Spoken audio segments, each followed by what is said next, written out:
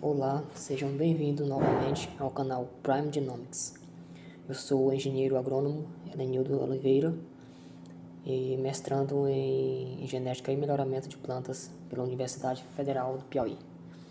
Então hoje a gente vai abordar um pouco sobre o sistema CRISPR-Cas e o sistema imune de bactérias. A gente vai falar a origem desse sistema CRISPR, como foi que surgiu e o potencial uso que a gente tem hoje em termos de pesquisa e desenvolvimento da biologia molecular em todos os setores, desde a medicina até a aplicação na agricultura de precisão. Então muito se fala desse sistema CRISPR, sistema CRISPR-Cas, ferramenta de edição genômica. Mas o que é que significa esse termo? Então, CRISPR, ele é um nome, uma sigla para Clustered Regularly Interspaced Short Palindromic Repeat, que na tradução livre em português significa repetições palindrômicas curtas, interespaçadas e regularmente agrupadas. Então, muito desse nome ele foi desenvolvido ou foi criado em função da característica principal desse sistema de edição, onde foi abordado e como ele foi descoberto numa bactéria, e que essas sequências elas eram regularmente interespaçadas. E a CRISPR, para ela funcionar, ela é um complexo, junta esse sistema, a CRISPR mais uma proteína associada 9. Daí o nome é CRISPR-Cas9, que é esse sistema agrupado com uma proteína 9. E essa proteína ela tem a função, digamos que ela seja uma tesoura molecular. É ela que vai fazer a função de cortar a dupla fita do DNA para que haja o sistema de reparação e que sejam modificadas as letras que codificam o genoma. Então, a descoberta foi meio que por acaso. Lá em 1987, um pesquisador ele estava clonando um gene, uma bactéria bem conhecida, a Escherichia coli, e a bactéria ela tem um genoma, que é o plasmídio. E esse plasmídio ele contém certas informações genéticas. E se a gente der um foco aqui para ver mais aprofundado, a gente veria mais ou menos assim. Esse plasmídio ele é circular, mas se a gente linearizar ele iria ficar dessa forma, onde a gente tem esses retângulos, que no caso seria genes, vários genes. A Escherichia ela tem um pouco mais de 4 milhões de pares de bases e tem alguns genes, poucos genes. E digamos que ele, lá na hora que foi clonar esse gene, ele queria clonar esse gene aqui, um gene bastante importante. Só que ele teve uma surpresa, que quando ele conseguiu clonar, ele observou que além desse gene, ele conseguiu clonar ainda mais uns fragmentos, umas informações, certas sequências de genes que não eram previstas nessa clonagem. Mas, entretanto, isso passou despercebido vários anos, sem pesquisa nenhuma. E só depois dos anos 2000 foi que começaram a ter mais uma profundidade para observar do que se tratava aquela sequência ali. Eles observaram que essas sequências elas eram bastante peculiares, elas eram pequenas, de 20 a 30 pares de bases, e elas estavam regularmente interespaçadas. Tinha como mostra aqui, um fragmento, tem um pequeno espaço entre ele e vai o outro.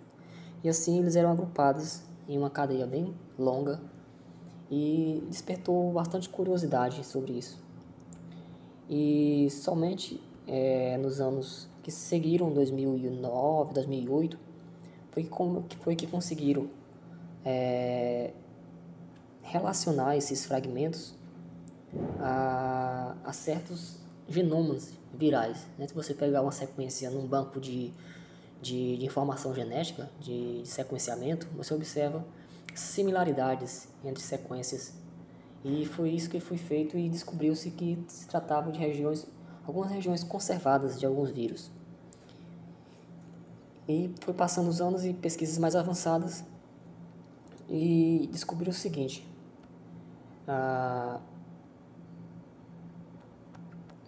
passando aqui, o que foi que eles descobriram? Que esse sistema era um sistema imune das bactérias, assim como o sistema imune do ser humano, que quando, por exemplo, ele pega um vírus, uma doença, o sistema consegue ter uma memória. Por exemplo, se um vírus atacar um ser humano, o sistema imunológico vai adquirir certa memória imunológica, e quando esse organismo for novamente atacado, o próprio organismo ele vai ter ferramentas para tentar se proteger. Da mesma forma foi essa com as bactérias. Mostrando aqui, eles descobriram o seguinte, que quando um vírus atacava uma bactéria e ele inseria o seu genoma, né, de DNA dentro da bactéria para conseguir se replicar, o que acontecia? A bactéria ela detectava, ela tinha certas ferramentas para se detectar que esse genoma ele era um genoma exógeno, né, era um DNA de outro organismo, e toda vez que um genoma ou um DNA, um material genético qualquer, entra dentro de uma célula e que não seja dela, o intuito dela é degradar esse genoma. Então, toda vez que o vírus que ataca a bactéria, que é um fago chamado, ele inseria o seu genoma, a bactéria ela lançava mão de uma enzima junto com uma sequência complementar para justamente conseguir degradar esse genoma exógeno. Mas não só isso. Ela pegava um pequeno fragmento desse genoma e incorporava ao seu próprio genoma. Então, se a gente tiver aqui o genoma da bactéria, da Escherichia, ela pegava esse fragmento aqui e incorporava ao seu genoma. Quando um outro vírus atacava, ela degradava esse genoma e incorporava um pequeno fragmento. E esse fragmento ele era uma memória imunológica do vírus que atacou a bactéria. Para que isso? Para toda vez que esse vírus viesse a atacar a bactéria, ela já tinha um sistema adaptativo, imune, para se proteger dos vírus. Então, esse locus, né, esse local onde ficavam essas várias repetições palíndromas, né, repetições palíndromas, são repetições que, por exemplo, a palavra ovo, tanto faz você ler ela da esquerda para a direita, quanto da direita para a esquerda, ela vai ter a mesma coisa, né? Vai ser a palavra ovo. Então, a repetição palindrômica é exatamente isso. Uma sequência de pares de bases do genoma, que tanto faz você ler de trás para frente ou da frente para trás, ela vai dar a mesma palavra. E por isso que é chamada de repetições palindrômicas. Vou apagar aqui. E como é que isso acontecia? Eles deram esse nome que possui essas várias sequências. Digamos que aqui seja a fita de DNA e aqui tem essas várias sequências palindrômicas. Foi dado o nome de locus CRISPR. Locus CRISPR. E esse locus ele era transcrito sempre que a bactéria era atacada por um fago. E quando essas repetições palindrômicas elas eram transcritas, elas eram transcritas na forma de RNA. Então esse RNA tinha uma longa cadeia, ele era processado em fragmentos menores. Então, inicialmente, o chamado de pré-RNA, ele tem uma cadeia bastante longa e na forma de grampo, e esse RNA alguma parte dele é cortada até que fica uma pequena sequência. E essa sequência ela é complexada em uma proteína chamada de proteína Cas. E essa proteína Cas, ela é a proteína 9, a proteína associada 9, eles se juntam e formam esse complexo. Então, a bactéria ela tem esses dois locus CRISPR e outro locus que codifica essa proteína, e a junção dessas duas proteínas para formar esse complexo de corte, de degradação de DNA. Então, temos aqui nesse roxo, azul, essa proteína associada 9, e temos ao lado direito essa sequência complementar. Então, essa sequência complementar, essa sequência aqui, são várias letras, por exemplo, ATC, ATA, CG. E essa sequência ela é complementar ao DNA alvo. Então, digamos que aqui tenha o DNA viral. E que se esse DNA viral, assim que ele for introduzido na bactéria para tentar infectar e se replicar, ele tem uma sequência complementar aqui. Como aqui é ATACC, aqui teria um T, um A, T, A. Então, quando houvesse essa complementariedade, a bactéria reconhecia que esse DNA era o exógeno e era relacionado com um certo tipo de vírus, e ela degradava esse DNA.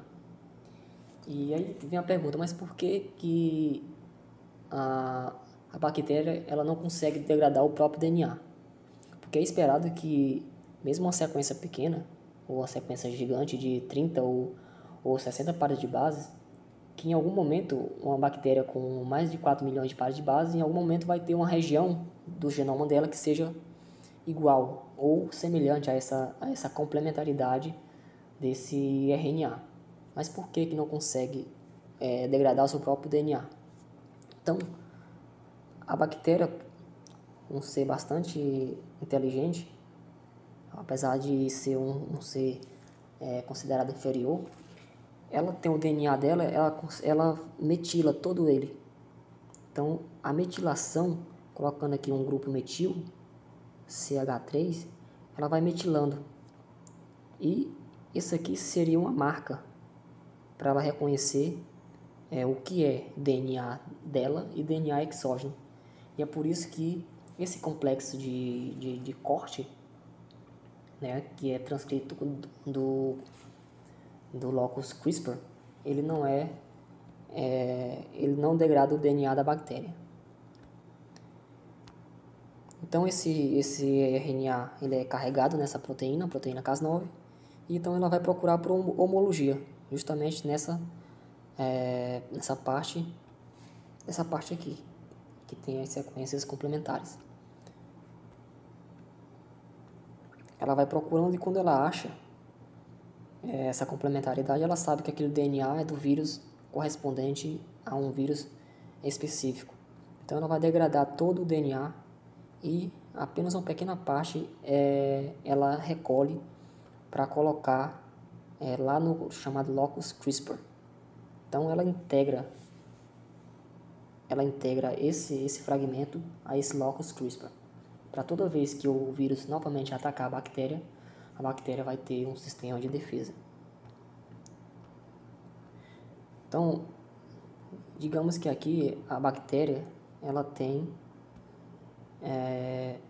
esses fragmentos.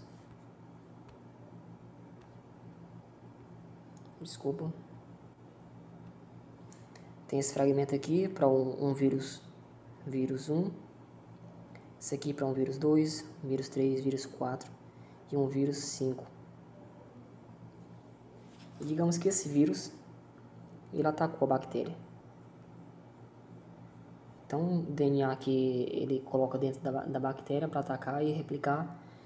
Só que a bactéria, ela vai, e assim que ela percebe, ela transcreve esse DNA em RNA, e aquele processo que eu mostrei anteriormente, ele é executado e a bactéria consegue degradar esse DNA. Bem simples de se entender. Então, foi esse sistema imune adaptativo, descoberto meio que por acaso, que tornou-se uma das ferramentas mais poderosas hoje que a gente conhece em termos de edição genômica, primeiramente aplicado descoberto dentro da medicina, e que hoje vem sendo aplicado, vem tendo assim, sendo promissor em curas de várias doenças degenerativas, neurodegenerativas e outros tipos de doenças que podem ser curadas, porque essas doenças geralmente elas têm algumas sequências que é diferente da normal, né? Uma letrazinha trocada, duas letras trocadas. Se a gente puder voltar, substituir essas letras defeituosas pela correta, muitas doenças seriam corrigidas. E na agricultura, que é o nosso caso, assim, é uma ferramenta de potencial muito grande, de você modificar totalmente uma planta com caracteres desejados e com uma rapidez assim nunca pensada antes na pesquisa agropecuária, tanto para plantas quanto para o melhoramento genético animal. Então, hoje em dia, para você conseguir desenvolver uma cultivar melhorada, leva entre 8 e 12 anos, e com as técnicas de edição genômica, aqui no papel da CRISPR-Cas9, você consegue aí 4 anos, ou menos que isso. Isso agora, né, dos anos de 2015 a 2020. Mas o potencial para melhorar cada vez mais isso é muito gigante. Então foi em 2012 foi que duas pesquisadoras em pesquisas independentes, elas conseguiram assim modificar, aumentar o patamar de como a pesquisa da edição genômica é aplicada. Elas, sabendo desse sistema e de várias pesquisas que já foram feitas anteriores, elas tiveram a ideia, por que não pegar a proteína Cas9, né, um domínio de ligação de DNA chamado de DBDs, e fundir esse domínio, né, a extremidade aqui carboxílico, né, terminal C, e fundir esse terminal com uma fita complementar que fosse complementar uma região de interesse. Então, essa região seria, no caso, que a gente conhece hoje como guide RNA, que seria a fita guia. Que essa fita guia ela tem duas sequências específicas, que é o RNA CRISPR e um transativador. E essas duas fitas, quando elas são fundidas a esse domínio, né, que eu falei, os DBDs, que seriam os domínios de ligação a DNA, que seria bem específico, você teria então a ferramenta propriamente dita de edição genômica, a CRISPR-Cas9, e que está assim, abrindo fronteiras inimagináveis dentro da ciência de plantas. E essas duas pesquisadoras, a Dodna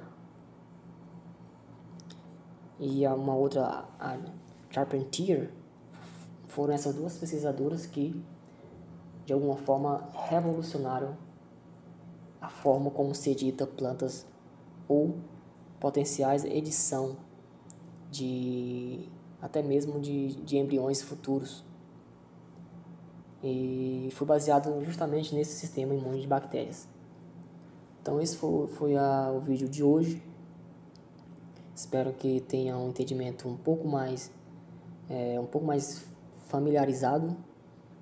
E no próximo vídeo que eu irei gravar será um pouco mais aprofundado de como é que realmente isso é posto em prática e inclusive a apresentação de algum artigo ou de alguma técnica propriamente dita dentro da agricultura. Então é isso e até o próximo vídeo.